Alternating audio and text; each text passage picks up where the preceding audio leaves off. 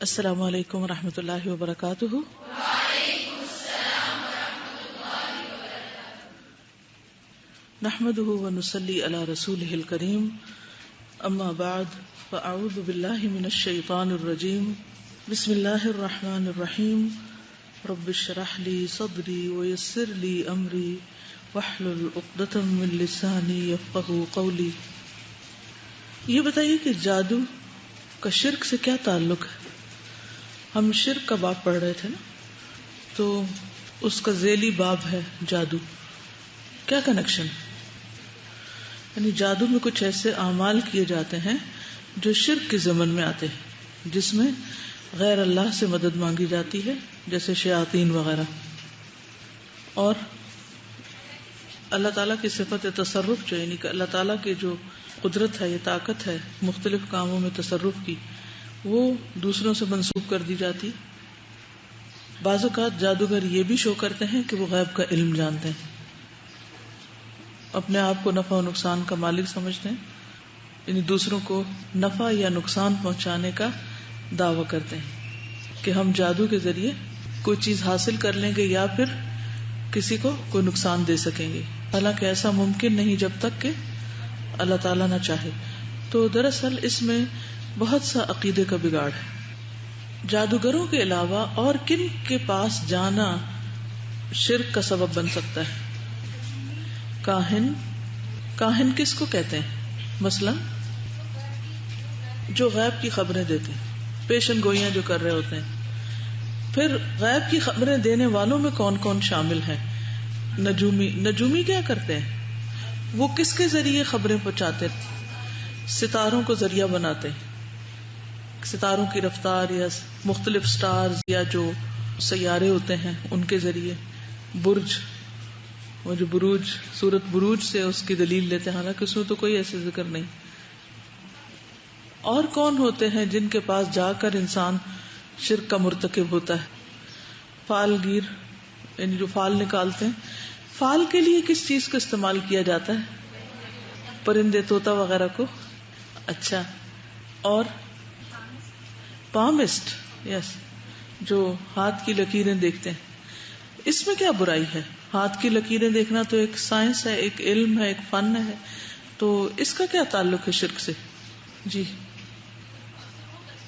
مستقبل کے بارے میں کسی بھی چیز کے علم کا دعویٰ کرنا درست نہیں، کیونکہ کل کیا ہونے والا ہے قرآن مجید میں آتا ہے، ما تدری نفس ماذا تکسب غدا، کسی کو نہیں پتا کہ اس نے کل کیا کرنا ہے۔ لکھا ہے قرآن میں، کس سورت میں ہے یہ؟ سورت لقمان، اس کے آخر میں آتا ہے۔ تو جب اللہ ہی کو پتا ہے کہ کل کیا ہونا ہے، تو ہم کسی کے آگے کیوں ہاتھ پھیلا کے اپنا حال وہاں سے جاننے کی کوشش کرتے ہیں؟ اور کون سا طریقہ ہوتا ہے؟ رومال یا زائچے بنانے والے، وہ کیا کرتے ہیں؟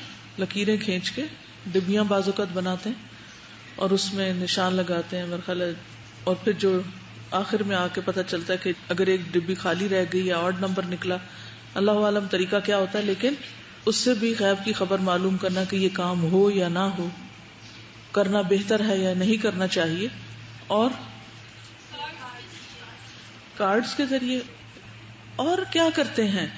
مثلاً کبھی آپ نے دیکھا کہ لوگ کافی کے اوپر تقدیر پڑھ رہے ہوتے ہیں، کافی کے کپ پہ، کہ اس کے اوپر جو جھاگ بنتی ہے ان لکیروں میں، بعض لوگ بالوں میں بال دیکھ کے کچھ بتاتے ہیں، فور ہیڈ دیکھ کے، وہ تو چلے پھر بھی فراست اور سمجھداری اور انسان کے چہرے کو ایک دیکھ کے ایک اندازہ ہو جاتا ہے کہ یہ شریف انسان ہے یا کوئی بدماش ہے، وہ علم فراست کہلاتا ہے، اس کا غیب سے تعلق نہیں ہوتا، وہ صرف چہرے کی ظاہری علامات کو دیکھ کر، جیسے قرآن مجید میں کہا ہے نا کہ غریب لوگوں کو جن کو صدقہ دینا چاہیے ان کو کہاں سے پہچانا جائے؟ تعرفہم بسیماہم، تو ان کا چہرہ دیکھ کے، ان کی پیشانی دیکھ کے تم پہچان جاؤ گے، یعنی ظاہری اثرات سے کچھ پہچانا، لیکن اس سے یہ خبریں دینا کہ اس کا فیوچر کیا ہوگا، یہ درست نہیں۔ دیکھیے، کوئی بھی جو کسی چیز کا دعویٰ کرے نا، اس کو ایک ہی جملہ بولا کرے، قل ہاتوا برہانکم ان کنتم صادقین، اگر تم اپنے اس دعوے میں سچے ہو تو ہمیں کوئی دلیل دے دو۔ ہم بھی مان جائیں گے، ہمیں کوئی مشکل نہیں. اور اگر کوئی دلیل نہیں ہے تو کیا کسی انسان کو یہ بات زیب دیتی ہے کہ وہ کسی کی تباہی کا فیصلہ کرے؟ کیا آپ کو وہ حدیث معلوم ہے جس میں نبی صلی اللہ علیہ وسلم نے فرمایا کہ جو کسی کے بارے میں کہے کہ وہ تباہ ہو گیا، وہ خود اس سب سے بڑھ کے ہلاک ہونے والا ہے. ہمیں کسی کے بارے میں بھی کوئی حق نہیں دیا گیا کہ ہم اس کے مستقبل یا جنت یا جہنم کے فیصلے کریں کہ وہ کہاں جانے والا ہے یا اس پہ کیا گزرنے والی. اصل چیز یہی ہے کہ آپ کے پاس معیار ہونا چاہیے اور اس کے مطابق آپ پھر چیزوں کو پرکھیں. جی علم العادات سے بھی لوگ کچھ مستقبل کی پیشن گوئیاں کرتے رہتے ہیں، ڈیٹ آف برتھ سے یا ناموں کے حروف کے اعداد کو جمع تفریق کر کے کہ یہ نام رکھنا اچھا ہے یا نہیں. ان چیزوں سے بھی پرہیز کرنا چاہیے. جی ویدر اپ ڈیٹس جو ہوتی ہیں یہ اسباب کے ذریعے ہوتی ہیں. وہ انہوں نے ایسے آلات اور مشینیں لگائے ہوتے ہیں جس سے وہ دیکھ رہے ہوتے ہیں کہ ہواؤں کا رخ کدھر جا رہا ہے، یا سیٹلائٹس کے ذریعے زمین کے اوپر جو مختلف جگہوں سے بادلوں کی موومنٹ ہوتی ہے ان کی رفتار دیکھ کے کچھ اندازہ صرف کیا جاتا ہے کہ کتنے گھنٹے میں کس جگہ تک پہنچ جائے گا تو وہاں بارش ہونے کا امکان ہے. یہ علم غیب سے تعلق نہیں رکھتا. علم غیب تب ہوتا یہ جب وہ بغیر کسی ذریعے کے یہ بتاتے کہ بارش ہونے والی. مثلا آپ کو بخار ہے اور کوئی شخص صرف دیکھ کے آپ کو کہے کہ آپ کو بخار ہے بغیر کسی ذریعے کے، تو ہاں شکل سے اور چہرے سے اگر وہ کچھ علامات ظاہر ہو رہی ہیں کہ وہ سرخ ہے، یہ ایک ڈاکٹر اور تجربے کی بنیاد پہ کہہ رہا ہے تو وہ ایک علم کی بنیاد پہ کہہ رہا ہے، غیب دانی کا وہ دعویٰ نہیں کر رہا. یا وہ تھرمامیٹر لگا کے آپ کو ٹیمپریچر بتا رہا ہے. تھرمامیٹر لگا کے کوئی اگر بتاتا ہے کہ آپ کو یہ بخار ہے یا فلاں بیماری ہے، یا بعض لوگ نبض دیکھ کے بتاتے ہیں، تو وہ جو آپ کی ہارٹ بیٹس ہوتی ہیں یا جسم کے اندر کی گرمی سردی کا جو مزاج ہوتا ہے اس سے بعض بیماریوں کی نشاندہی ہوتی ہے. یہ سب اسباب کے ذریعے ہے. غیب دانی بدون اسباب یا صرف تیر تکے کی بنا پر کوئی بات کہنے کو کہتے ہیں، تو یہ شرک میں نہیں آئے گا. ٹھیک ہے. اسی طرح یہ جو آتا ہے نا قرآن مجید میں کہ کوئی شخص یہ نہیں جانتا کہ کس جگہ مرے گا، کہاں فوت ہوگا، کسی کو نہیں پتا. کئی دفعہ آپ نے دیکھا ہوگا کہ انسان کی موت لکھی ہوتی ہے تو وہ خود بخود وہاں پہنچ جاتا ہے. اور اسی طرح کہ کوئی مادہ کیا جنے گی. اب بغیر آلات کی مدد کے اگر کوئی یہ دعویٰ کرتا ہے تو یہ شرک ہے. لیکن اگر آلات کے ذریعے کوئی چیز معلوم کرتا ہے تو وہ اندازہ درست بھی ہو سکتا ہے اور نہیں بھی ہو سکتا. جیسے ویدر کی پریڈکشن بعض اوقات درست نہیں ہوتی، وہ صرف ایک اندازہ ہوتا ہے اور وہ ایک ذریعے سے ہوتا ہے، ایک مشین کے ذریعے دیکھ کے بتاتے ہیں. جی مثلاً آپ کسی کو دعا دیتے ہیں یا اللہ اس شخص کو صحیح کر دے، اللہ اس کو صحت دے، اللہ اس کو صحت دے، یا اللہ اس کو صحت دے. اب ان الفاظ میں کیا ہے؟ دعا ہے نا ایک، لیکن اردو میں بول رہے ہیں، مانگ اللہ ہی سے رہے ہیں. تو کوئی بھی ایسا لفظ جس میں اللہ ہی کو پکارا جائے، چاہے وہ عربی زبان کا لفظ ہو یا غیر عربی کا، اگر اللہ سے مانگ رہے ہیں تو کوئی حرج نہیں ہے اس میں. ٹھیک ہے. پر اسرار الفاظ نہیں ہونے چاہیے. ٹھیک، دعائیہ الفاظ ہو سکتے ہیں. تجربے اور مشاہدے کی بنا پر اگر کسی چیز کا ایک احساس ہو رہا ہو تو وہ ایک اور چیز ہے، وہ سبب ہے. اس میں ایک جس چیز کے اندر ایک سبب ہے وہ تو ٹھیک ہے. نیکسٹ آگے شروع کرتے ہیں. درخت، پتھر یا قبر وغیرہ سے برکت حاصل کرنا. کیا آپ میں سے کوئی یہ سمجھتا ہے کہ جہاں کوئی نیک شخص دفن ہو وہاں برکت ہوتی ہے؟ کیا ہم کسی بھی نیک شخص کے بارے میں یہ دعویٰ کر سکتے ہیں کہ وہ واقعی کامیاب ہو گیا اور وہ اپنی قبر کے اندر واقعی جنت کے باغوں میں سے ایک باغ میں ہے؟ کسی کے بارے میں ہم فیصلہ کر سکتے ہیں؟ نہیں. ارشاد باری تعالیٰ ہے افرأیتم اللات والعزی ومناۃ الثالثۃ الاخری. اب ذرا تم بتاؤ، تم نے کبھی اس لات اور عزا اور تیسری ایک اور دیوی منات کی حقیقت پر غور کیا ہے؟ یہ جو ہم نے پڑھا تھا نا صفات میں شرک، اللہ تعالیٰ کا ایک نام ہے الالہ، تو الالہ سے مؤنث اللات بنایا گیا ہے، تو یہ ایک بت کو نام دے دیا گیا.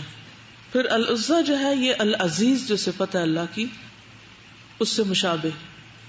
یہ کچھ دیویوں کے نام تھے جو اہل عرب نے رکھے ہوئے تھے. سورۃ النجم کی آیت ہے، اب ذرا بتاؤ تم نے کبھی اس لات اور عزا اور تیسری ایک اور دیوی منات کی حقیقت پر غور کیا ہے کہ ان کی کیا حقیقت ہے؟ جیسے ہمارے ہاں مختلف بزرگوں کے اصل نام کے علاوہ کچھ نام ان کو دے دیے جاتے ہیں اور وہ صفاتی نام ہوتے ہیں. ان ناموں میں بھی شرک ہوتا ہے. مثلا کسی بزرگ کا کوئی صفاتی نام بتائیے. غوث اعظم، ان کا اصل نام کیا تھا؟ عبد القادر جیلانی. انہوں نے اپنا نام کیا رکھا ہوا ہے کہ وہ القادر جو اللہ کی صفت ہے ان کے بندے ہیں، اور بندوں نے ان کا نام کیا رکھ دیا کہ وہ سب سے بڑے فریادیں سننے والے، لوگوں کی مشکل آسان کرنے والے. تو یہ کیا ہے؟ دراصل صفاتی شرک ہے، صفات میں شرک ہے، اللہ کی صفات میں کسی اور کو شریک کرنا ہے. بہرحال لات کے بارے میں علامہ ابن کثیر فرماتے ہیں، لات ایک سفید پتھر تھا جس پر خوب نقش و نگار کیا گیا تھا. اس کو ایک مکان میں سجا بنا کر رکھا گیا تھا، اور اس مکان کے ارد گرد ایک بہت بڑی اور مضبوط چار دیواری بنائی گئی تھی جس کو خوبصورت پردوں سے سجایا گیا تھا. اس کے باقاعدہ پجاری اور پروہت تھے. یہ اہل ثقیف کا بت تھا. تمام عرب اس پر فخر کیا کرتے تھے. دراصل لات نیک شخص تھا. حجاج کرام کو ستو پلایا کرتا. جب فوت ہو گیا تو لوگوں نے اس کی قبر کو اپنے مقاصد کے لیے اختیار کر لیا اور آہستہ آہستہ اس کا بت بنا کر پوجا شروع کر دی. جناب رسالت مآب صلی اللہ علیہ وسلم نے سیدنا مغیرہ بن شعبہ رضی اللہ عنہ کو اس کے گرانے کے لیے بھیجا. انہوں نے پہلے تو اس کو مسمار کیا، یعنی گرایا، اور پھر آگ لگا کر جلا دیا.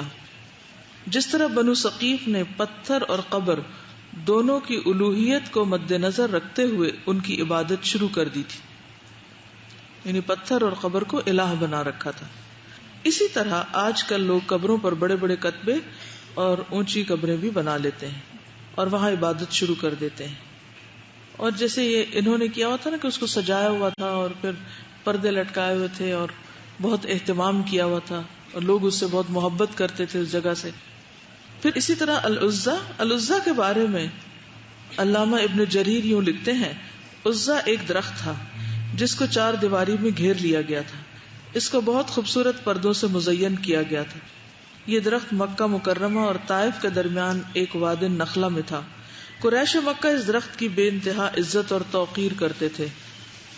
یہ پتھر اور درخت دراصل نشان کے طور پر تھے جن کی دراصل قبریں یا جگہ بنائی گئی تھی، لوگوں کی زیارت گاہیں. امام نسائی اور ابن مردویہ ابو الطفیل سے روایت کرتے ہیں کہ رسول اکرم صلی اللہ علیہ وسلم نے جب مکہ مکرمہ فتح کر لیا تو سیدنا خالد بن ولید کو وادی نخلا کی طرف بھیجا کہ جا کر عزا کو کاٹ دیں. خالد جب وادی نخلا پہنچے تو دیکھا وہاں 3 درخت تھے. تینوں کو انہوں نے کاٹ دیا اور مکان کو بالکل مسمار کر کے آپ کی خدمت میں حاضر ہوئے. رسول اکرم صلی اللہ علیہ وسلم نے فرمایا، دوبارہ جاؤ، تم نے کوئی کام نہیں کیا. سیدنا خالد دوبارہ وہاں پہنچے تو عزا کے پجاریوں نے انہیں دیکھتے ہی پہاڑ کی پناہ لی اور یا عزا کے نعرے بلند کرنے لگے. سیدنا خالد اس مقام کے قریب گئے تو کیا دیکھتے ہیں کہ ایک عورت بالکل برہنہ حالت میں ہے، ننگی ہے. اس کے بال بکھرے ہوئے ہیں اور مٹی اٹھا اٹھا کر اپنے سر پہ ڈال رہی. سیدنا خالد تلوار کے وار سے اس کا کام تمام کر دیا. رسول اکرم صلی اللہ علیہ وسلم کی خدمت میں حاضر ہو کر تمام واقعہ بیان کیا. آپ صلی اللہ علیہ وسلم نے فرمایا وہی عورت عزا تھی. یہی صورتحال یا اس سے بھی بڑھ کر آج کل اولیاء کی قبروں اور مزاروں پر دکھائی دیتی ہے. قبروں مزاروں پر رنگ برنگی پٹیاں، کپڑے، چادریں، چراغاں، عجیب و غریب کرامات کی نسبت اور بجائے عبرت کی جگہ ہونے کے اسے زیارت گاہ میں تبدیل کرنے کا عمل، یہ سب سرگرمیاں بظاہر خوبصورت مگر شرک کا باب کھول کر اس میں داخل کرنے والی ہیں. منات مکہ اور مدینہ منورہ کے درمیان قدید نامی علاقے میں یا قدید نامی علاقہ میں ایک جگہ مشلل ہے. یہاں منات دیوی کا بت نصب تھا. خزاع، اوس اور خزرج تینوں قبیلوں کا یہ مشترک بت تھا. یہ تینوں قبیلے اس کی بے حد تعظیم و توقیر کرتے تھے، حتیٰ کہ حج کے لیے احرام بھی یہیں سے باندھا کرتے. یہاں مشرکین آ کر بطور تبرک جانور ذبح کرتے اور خون گراتے اور بہاتے. فتح مکہ کے سال رسول اللہ صلی اللہ علیہ وسلم نے حضرت علی کو اس کو گرانے کے لیے بھیجا، چنانچہ انہوں نے اسے منہدم کر دیا. عن ابی واقد اللیثی قال خرجنا مع رسول اللہ صلی اللہ علیہ وسلم الى حنین ونحن حدثاء عہد بکفر وللمشرکین السدرہ یعکفون عندها وینوطون بها اسلحتهم یقال لها ذات انواط فمررنا بسدرہ فقلنا یا رسول اللہ صلی اللہ علیہ وسلم اجعل لنا ذات انواط كما لهم ذات انواط فقال رسول اللہ صلی اللہ علیہ وسلم اللہ اکبر انها السنن قلتم والذی نفسی بیدی كما قالت بنو اسرائیل لموسى اجعل لنا الہا كما لهم آلہہ قال انکم قوم تجہلون لترکبن سنن من کان قبلکم. ترمذی. ابو واقد اللیثی بیان کرتے ہیں کہ ہم جنگ حنین کے موقع پر رسول اللہ صلی اللہ علیہ وسلم کے ساتھ مقام حنین کی طرف جا رہے تھے. ہمارا زمانہ کفر ابھی نیا نیا گزرا تھا. راستے میں ایک جگہ بیری کا درخت آیا جس کو ذات انوات کہا جاتا تھا. مشرکین اس درخت کے پاس بیٹھنا باعث برکت خیال کرتے تھے اور اپنے ہتھیار بھی اس پر لٹکاتے تھے. ابو واقد فرماتے ہیں کہ چلتے چلتے ہم ایک بیری کے درخت کے پاس سے گزرے تو ہم نے آپ سے عرض کی یا رسول اللہ صلی اللہ علیہ وسلم جیسے ان مشرکین کے لیے ذات انوات ہے ہمارے لیے بھی ایک ذات انوات مقرر کر دیجئے. رسول اللہ صلی اللہ علیہ وسلم نے یہ سن کر اللہ اکبر کہا اور فرمایا بخدا تم بالکل وہی بات کہہ رہے ہو جو بنی اسرائیل نے حضرت موسیٰ سے کہی تھی کہ ہمارے لیے کوئی ایسا معبود بنا دیں جیسے ان لوگوں کے معبود ہیں. تو موسیٰ علیہ السلام نے فرمایا تم بڑی نادانی کی باتیں کرتے ہو. پھر فرمایا تم بھی اگلی امتوں کے طریقہ کار پر چلو گے، یعنی جیسے پہلے قوموں نے یہ کام کی تم بھی کرو گے. لات و منات کے پجاری ان کی عزت اور توقیر کرتے تھے اور یہ اعتقاد رکھتے تھے کہ ان کے پاس آ کر جانوروں کو ذبح کرنا باعث برکت ہے. ان کے پاس آ کر دعائیں مانگتے اور ان سے امداد چاہتے تھے. اپنی حوائج کی تکمیل کے لیے ان پر اعتماد اور بھروسہ کرتے تھے. ان سے برکت اور سفارش کی امید رکھتے تھے.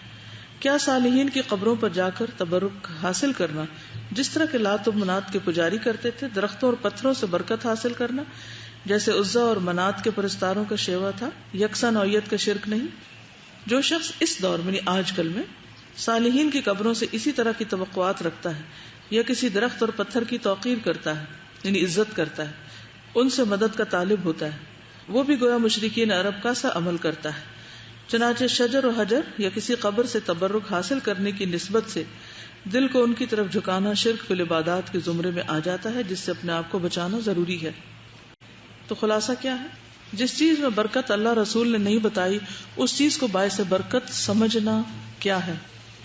درست ہے یا غلط؟ غلط ہے. سمپل سا بس یہ فارمولہ ہے. آپ کو یاد ہے صلح حدیبیہ کے موقع پر جس درخت کے نیچے بیعت کی گئی تھی بعد میں اس کو کس نے کٹوایا تھا؟ حضرت عمر نے. کیوں کٹوایا تھا؟ آپ کو یہ پتا چلا تھا کہ لوگ جب جاتے ہیں مکہ کی طرف تو خصوصی طور پر اس کو وزٹ کرتے ہیں اور اس سے ایک طرح سے برکت حاصل کرتے ہیں کہ اس درخت کے نیچے چونکہ صحابہ کے ساتھ جنت کا وعدہ ہوا تھا اور ان لوگوں کے بہت تعریف ہوئی تھی تو ہم بھی یہاں پہنچ کے کچھ عمل کریں. تو اس کو کٹوا دیا گیا تھا. چونکہ کسی درخت کے اندر ایسی کوئی چیز نہیں، چاہے وہ کسی پیغمبر نے ہی کیوں نہ لگایا ہو یا اس کے نیچے کوئی خاص عمل ہی کیوں نہ قرار پایا ہو، جب تک اللہ تعالی یا اللہ کے رسول صلی اللہ علیہ وسلم ہمیں نہیں بتاتے کہ اس چیز سے برکت حاصل کرو، ہمیں برکت حاصل کرنے کی سوچنا بھی نہیں چاہیے.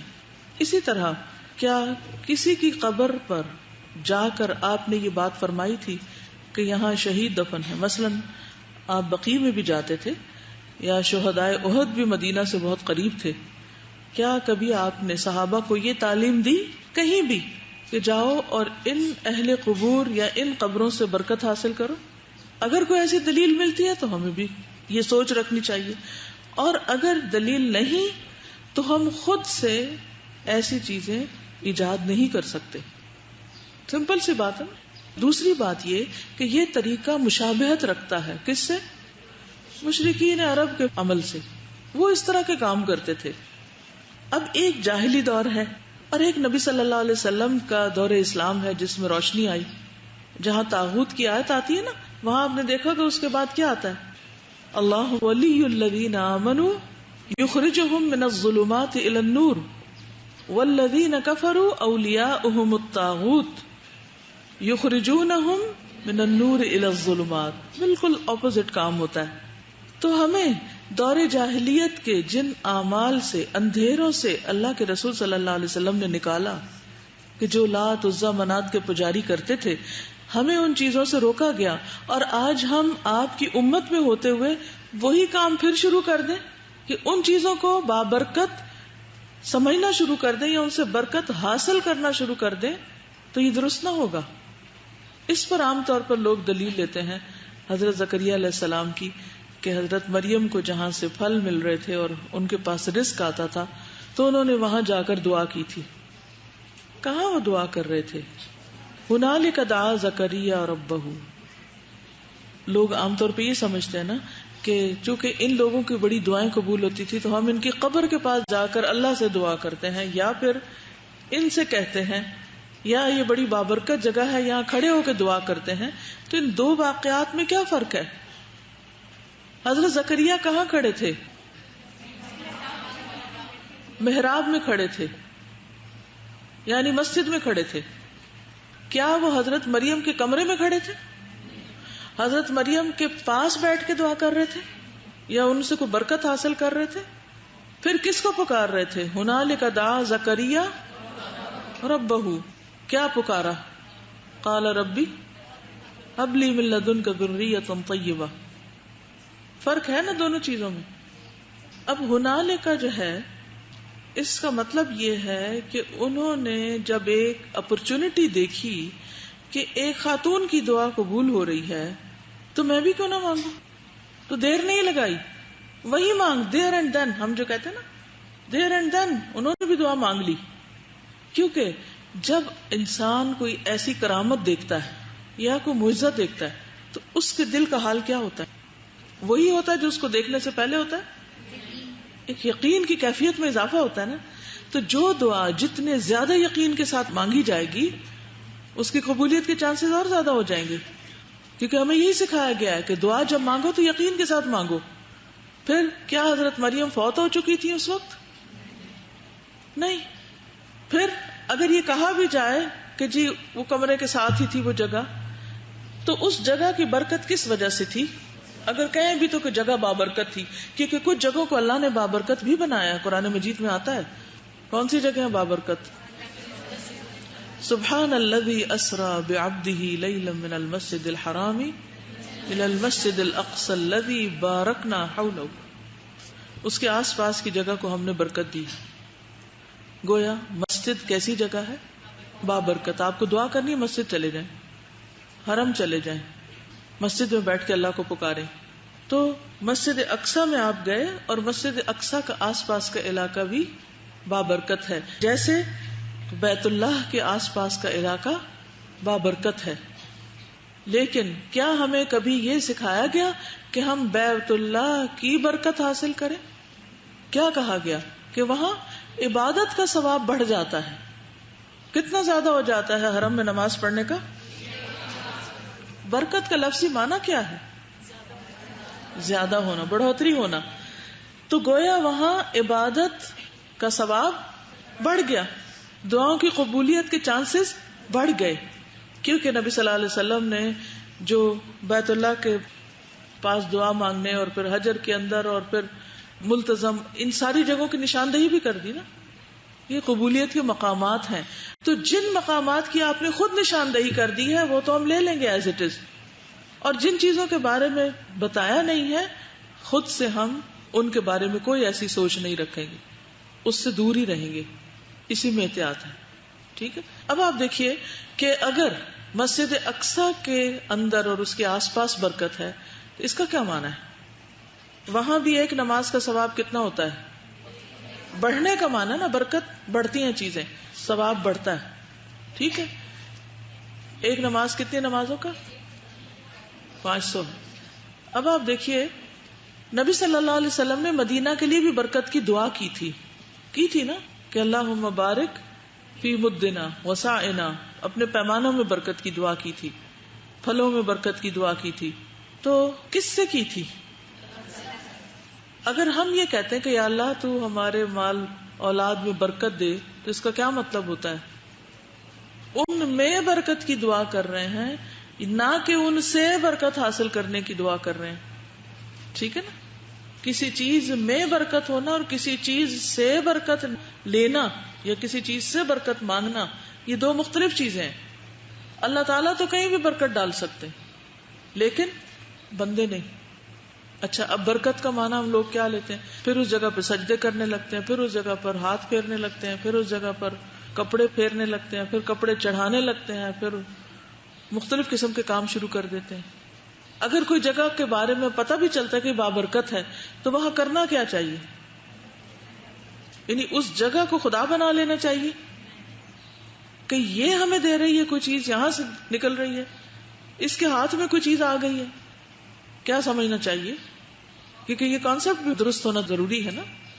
مثلا مسجد اقصی کے آس پاس اللہ نے برکت ڈالی، مراد اس سے یہ ہے کہ وہاں کی پیداوار اچھی ہوگی، وہاں پر خیر و بھلائی کے کام ہوں گے، کیونکہ مسجدیں ایسی جگہ ہوتی ہیں کہ جہاں سے خیر پھوٹتی ہے، لیکن مسجد زرار بھی ہوتی ہیں اس کے ساتھ ساتھ.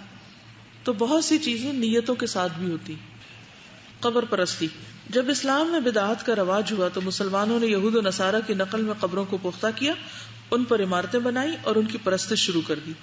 رسول اللہ صلی اللہ علیہ وسلم نے اس سے سختی سے منع کیا. رسول اللہ صلی اللہ علیہ وسلم نے فرمایا لعن اللہ الیہود والنصارى اتخذوا قبور انبیائہم وصالحیہم مساجدا. بخاری اور مسلم. اللہ تعالیٰ یہودیوں اور عیسائیوں پر لعنت کرے جنہوں نے اپنے انبیاء اور صالحین کی قبروں کو سجدہ گاہ بنا لیا.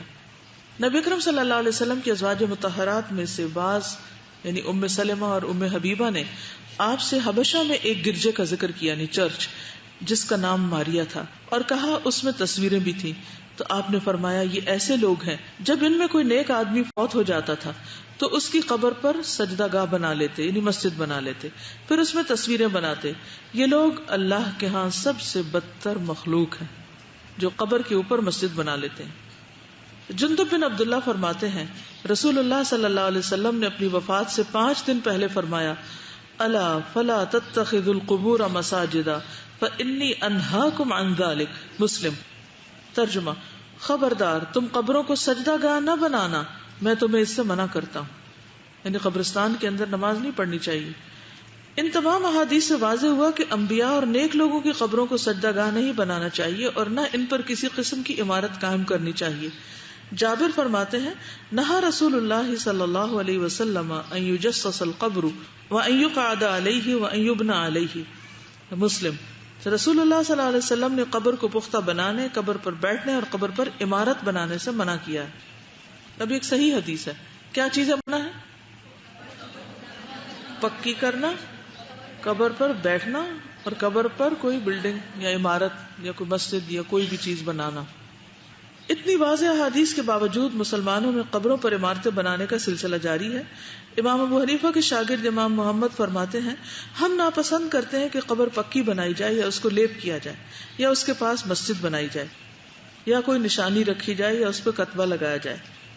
امام مالک فرماتے ہیں حضور صلی اللہ علیہ وسلم نے اللہ تعالیٰ سے دعا کی تھی اللہم لا تجعل قبری وثنا یعبد اشتد غضب اللہ علی قوم اتخذوا قبور انبیائہم مساجدا. اے اللہ میری قبر کو وثن نہ بنانا جسے لوگ پوجنا شروع کر دیں. ان اقوام پر اللہ کا غضب اور قہر نازل ہوا جنہوں نے اپنے انبیاء کی قبروں کو عبادت گاہیں بنا لیا تھا. کتنی سخت بات ہے. ان قوموں پر اللہ کا غضب نازل ہوا تھا جنہوں نے یہ کام کیا تھا. تو جن علاقوں میں یہ کام ہو رہے ہوں وہاں اللہ کی رحمتیں کیسے برس سکتی. ایک اور حدیث میں امت کو نصیحت کرتے ہوئے آپ نے فرمایا لا تتخذوا قبری وثنا یعبد. مسند احمد. تم میری قبر کو وثن نہ بناؤ کہ اس کی عبادت شروع ہو جائے. اب وثن کیا ہے؟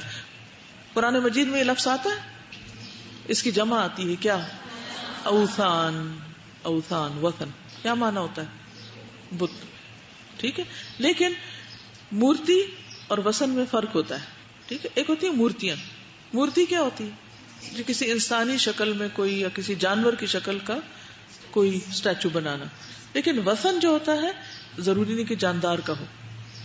بت دو طرح کے ہوتے ہیں، کسی کے نام کی تصویر یا مورتی بنا کر اسے پوجا جائے، عربی میں اس کو صنم کہتے ہیں.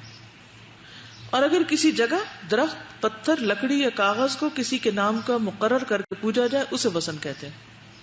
مجھے پہلی دفعہ سیریا میں اتفاق ہوا کہ وہاں پر ہم مختلف مدارس، مساجد اور پرانی بلڈنگز دیکھ رہے تھے. تو ایک جگہ پر ہم گئے تو وہاں کچھ بھی نہیں تھا، نہ مسجد تھی، نہ مدرسہ تھا، نہ کچھ اور. بس ایک کمرہ سا تھا اور اس کے اندر کچھ کپڑے وغیرہ لٹک رہے تھے. تو مجھے بڑا عجیب سا لگا کہ یہاں کیا ہوتا ہے, یعنی نہ یہ مسجد ہے نہ یہ مدرسہ ہے نہ یعنی یہاں تو کوئی کام ہی نہیں ہے. تو انہوں نے کہا کہ یہاں سے فلاں بزرگ گزرے تھے اور انہوں نے یہاں آرام فرمایا تھا, تو ہم نے اس جگہ کو یعنی اس کا ایک احاطہ بنا کے متبرک سمجھ کر مخصوص کر دیا ہے. اب وہ جگہ لوگوں کی زیارت گاہ بن گئی ہے, مزار بن گیا ہے. مزار کا مطلب ہوتا ہے جس جگہ کو کثرت سے وزٹ کیا جائے, وہ مزار بن گیا ہے. کیونکہ میرے مائنڈ میں مزار کا لفظ تھا جیسے کوئی قبر ہوتی ہے نا, تو قبر بھی نہیں تھی وہاں, مسجد بھی نہیں تھی, کچھ بھی نہیں تھا. تو واٹ از دس, خالی جگہ. تو خالی جگہ کو صرف اس لیے بابرکت بنا لیا گیا کہ یہاں سے کوئی نیک شخص گزرا تھا یا وہ یہاں بیٹھا تھا یا بیٹھتا تھا, اینڈ دیٹس اٹ. اب باقی لوگ جا رہے ہیں وہاں سے کیا لینے, برکت لینے. تو آپ دیکھیے کہ اس کی کیا دلیل ہے کہ جہاں سے کوئی نیک شخص گزر جائے یا بیٹھ جائے اس کو تم کوارڈن کر لو اور وہاں پہنچ کر عبادت شروع کر دو, اور کچھ لوگ بیٹھ کے وہاں قرآن پڑھنا شروع کر دیں یا کوئی نمازیں پڑھنے لگ جائیں یا کچھ اور کریں. دلیل نہیں ہے نا کوئی. ہمارا عقیدہ کس پر بیسڈ ہے؟ دلیل پر. دلیل کہاں سے ہوگی؟ قرآن و سنت. بات ختم. اچھا, ان کاموں سے کیوں روکا گیا؟ Just for the sake of fun بھی کیوں نہیں کرنے دیا گیا؟ کیوں نہیں کرنے؟ اس کی کیا حکمت ہے؟ وجہ کیا ہے؟ گناہ ہے اور شرک کا دروازہ کھلتا ہے, سد ذریعہ ہے, اور اللہ کے حق میں کمی. یس, اللہ تعالی سے توجہ ہٹ جاتی ہے. جب ہمیں یہ پتا ہو کہ فلانی قبر کے پاس جا کے دعا قبول ہوگی تو ہم گھر میں تو نماز دل لگا کے نہیں پڑھے یا دعا دل لگا کے نہیں مانگے کہ یہاں تو ہونی نہیں, چلو وہیں جب جائیں گے تو کر لیں گے جو کرنا ہے. جی, توکل کے منافی بھی ہے. دیکھیے ابراہیم علیہ السلام کی بار بار قرآن مجید میں جو تعریف کی گئی ہے وہ کس صفت کی بنا پر ہے؟ حنیفا مسلما وما کان من المشرکین. یکسو, بس ایک اللہ کافی. انہوں نے کیا کہا تھا؟ حسبی اللہ ونعم الوکیل. صرف اللہ کو پکارا تھا, کسی اور کو نہیں, نہ سورج کو, نہ چاند کو, نہ ستارے کو, نہ کسی اور چیز کو. حسبی اللہ ونعم الوکیل. اللہ تعالیٰ کو دراصل ایسی ہی توحید چاہیے کہ جس میں شرک کی آمیزش نہ ہو, جس میں انسان کے لیے اللہ ہی کافی ہو, اور ایسی خرافات سے اور ایسی چیزوں سے نکال دیا گیا. کیونکہ یہ سب وقت, مال, پیسے کا بھی ضیاع ہے نا. مثلاً اگر کوئی جگہ جو انتہائی پرائم لوکیشن پہ ہو اس میں کوئی کام نہ کیا جائے, صرف اس لیے روک دی گئی ہو کہ کوئی برکت یہاں سے پھوٹ رہی ہے, تو آپ دیکھیے کہ یہ لوگوں کو ان کے حق سے بھی محروم کرنا ہے نا. کہ وہاں کوئی اسکول بن سکتا تھا, وہاں کوئی اور ایکٹیویٹی ہو سکتی تھی, لوگوں کو رہنے کے لیے گھر نہیں مل رہا. اسی لیے آپ نے دیکھا ہوگا کہ ایجپٹ میں نے خود اپنی آنکھوں سے دیکھا کہ بہت سے لوگ قبرستان کے اندر رہ رہے تھے. قبرستان کے اندر باقاعدہ آبادیاں میں بھی آپ سرچ کریں تو کئی تصویریں بھی آپ کو ملیں. کیوں؟ اس لیے کہ جو غریب لوگ ہیں, جن کے پاس کوئی گھر نہیں ہے, کوئی رہنے کی جگہ نہیں ہے, انہوں نے کیا کیا کہ قبرستانوں میں جن لوگوں نے اپنی قبروں کے اوپر کمرے بنا رکھے ہیں انہوں نے ان کمروں کو اپنے رہائش گاہ بنا لیا. کوئی ایک شخص قبر کے اوپر کمرہ بناتا ہے. اب جب تک اس کی اولاد رہے گی وہ ہو سکتا ہے جا کے اس کی سال بعد سفیدی کرا دے یا اس میں کوئی صفائی وغیرہ کرا دے. لیکن اگر وہ اولاد ملک سے باہر چلی گئی, یا پھر جب لوگ ملک سے باہر چلے جاتے ہیں تو ان کے تو اپنے گھر بھی برباد ہونے لگتے ہیں. کہاں یہ کہ وہ جو کسی مرے ہوئے کی قبر پہ کمرہ انہوں نے بنا کے چھوڑا تھا اس کو لک آفٹر کرنے کے لیے کسی کو تنخواہ دیں. اب جب وہ بالکل نان اٹینڈڈ ہو جاتے ہیں تو پھر جس کا بھی دل چاہتا ہے آ کے وہاں پر رہنے لگ جاتا ہے. پیرامڈز جو ہیں وہ بھی دراصل کیا ہیں؟ پیرامڈز, احرام مصر جو ہیں ان کے اندر کیا تھا؟ قبریں, ممیز تھی. اتنی بڑی بڑی عمارتیں صرف مردوں کو اندر رکھنے کے لیے, زندوں کو گھر نہ ملے اور مردوں کے لیے باقاعدہ عمارتیں بنوا دی جائیں. تو یہ عقل بھی اس کو تسلیم نہیں کرتی. کیا خیال ہے؟ اکثر جگہوں پر آپ نے دیکھا ہوگا قبرستان نشہ کرنے والوں, جادوگروں اور ان لوگوں کی ایک مارکیٹ بنی ہوئی ہوتی ہے. بخشش کی دعا تو کسی کے لیے بھی کر سکتے ہیں. انہیں جب بھی کہیں قبروں کے پاس سے گزرے تو السلام علیکم یا اہل الدیار پڑھنا چاہیے. وہ کیوں پڑھنی چاہیے؟ کس نے سکھائی ہے؟ نبی صلی اللہ علیہ وسلم. ان کے لیے دعا، جو بھی مسلمان فوت ہو اس کے لیے دعا تو کی جا سکتی. تو آپ دیکھیے کہ ہمیں سوچنا چاہیے کہ ہم اپنے پیچھے کیا آثار چھوڑ کے جا رہے ہیں. کہ اگر میرے پاس پیسہ ہے اور مجھے ایک ہرن پسند آ گیا، میں اس کی محبت میں گرفتار ہو گئی، اور جب ہرن مرا تو میں نے اس کے اوپر ایک اپنا نشان چھوڑ دیا، ساری زندگی میرے خلاف کیا گواہی دیتا رہے گا؟ مرنے والے کے آثار ہوتے ہیں کوئی؟ کیا آثار ہوتے ہیں؟ سورۃ یاسین میں نہیں آتا انا نحن نحیی الموتى ونکتب ما قدموا وآثارهم؟ تو ان کو آثار قدیمہ بھی کہا جاتا ہے نا، اور مختلف بادشاہوں کے آثار ہوتے ہیں. تو کس چیز کے آثار چھوڑے جا رہے ہیں یہ بھی سوچنا چاہیے. اچھے آثار ہوں گے تو اجر کا باعث ہے، کیونکہ شرک تو ہے ہی اختلاف افتراق کا سبب. جب سب کا رب ایک ہوگا، کعبہ ایک ہوگا، کتاب ایک ہوگی، رسول ایک ہوگا، قبلہ ایک ہوگا، تو یہ ساری چیزیں کیا پیدا کریں گی امت کے اندر، فالوورز کے اندر؟ اتحاد. اور اگر ہر ایک کی قبر الگ ہے اور مزار الگ ہے اور عبادت گاہ الگ ہے اور مسجد الگ ہے تو پھر کیا ہوگا؟ افتراق، اختلاف، اور وہ ایک عذاب ہے. تو بت دو طرح کے ہوتے ہیں، ایک ہے مورتی اور ایک ہے بغیر مورتی کے کوئی درخت یا پتھر جس سے برکت حاصل کی جائے. امام ابن عبد البر فرماتے ہیں وثن صنم ہے، اور ہر اس تصویر کو کہتے ہیں جو سونے، چاندی یا کسی بھی چیز سے ہو، ٹھیک ہے، اور جس کی بھی اللہ کے علاوہ عبادت کی جاتی ہو وہ وثن ہے، خواہ وہ صنم ہو یا نہ ہو. اور جس قبر کی پوجا کی جائے وہ بھی اسی میں شامل ہوگی. یہ قبر بھی مورتی نہیں ہے بلکہ ایک بت کی طرح ہے، وثن.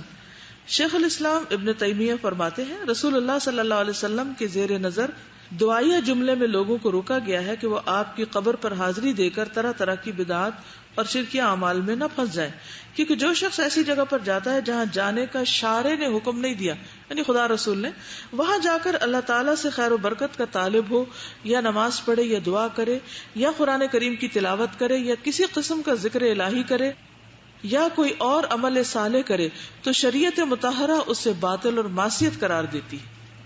البتہ اگر اتفاقیہ وہاں سے گزر ہو تو اپنے لیے اور ان کے لیے خیر و عافیت کی دعا کرے، ٹھیک ہے، ان کی سلامتی کی دعا کرے جیسے کہ سنت کا طریقہ ہے. تاہم اس نیت سے جانا کہ دیگر جگہوں کی نسبت وہاں دعا زیادہ قبول ہوگی ممنوع ہے. ابن تیمیہ مزید فرماتے ہیں مزاروں کو آباد کرنے والے غیر اللہ سے ڈرتے ہیں، غیر اللہ سے اپنی امیدیں وابستہ رکھتے ہیں اور غیر اللہ ہی سے دعائیں مانگتے ہیں. حالانکہ اللہ پاک نے مزاروں کو اپنا گھر نہیں کہا. ایک بہت بڑی دلیل ہے، کسی مزار کو اللہ نے بیت اللہ نہیں کہا، عبادت گاہ نہیں بنایا، تو ہم کیوں بنا لیں؟ جبکہ مسجدوں کو کیا کہا ہے؟ اپنا گھر. بس مزارات مشرکین کے گھر ہیں، اس لیے تو قرآن پاک میں کوئی ایسی آیت موجود نہیں جس میں مزاروں کی تعریف کی گئی، اور نہ حدیث پاک میں ان کی تعریف کا کوئی تذکرہ پایا جاتا ہے.